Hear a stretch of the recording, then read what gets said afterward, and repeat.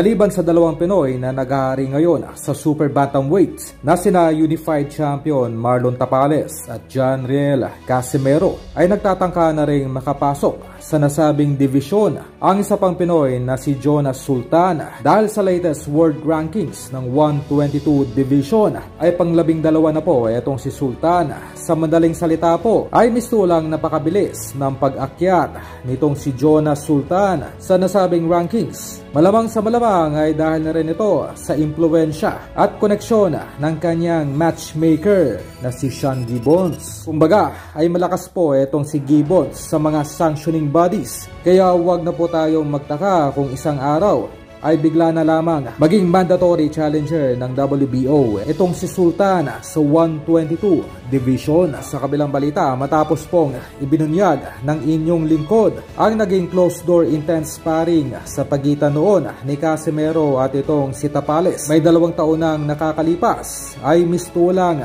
tikom pa rin ang bibig ng pamunuan ng NP Promotion kaugnay ng naging sparring. Para po sa kaalaman ng lahat, ang nasabing closed door sparring ng dalawa ay naganap po sa Amerika sa ilalim ng Manny Pacquiao Promotion. Kumbaga, sa kabila ng insisting public demand mula sa mga boxing fans, ay tumanggi pa rin po itong si Sean Gibbons na ilabas sa publiko ang video ng nasabing sparring.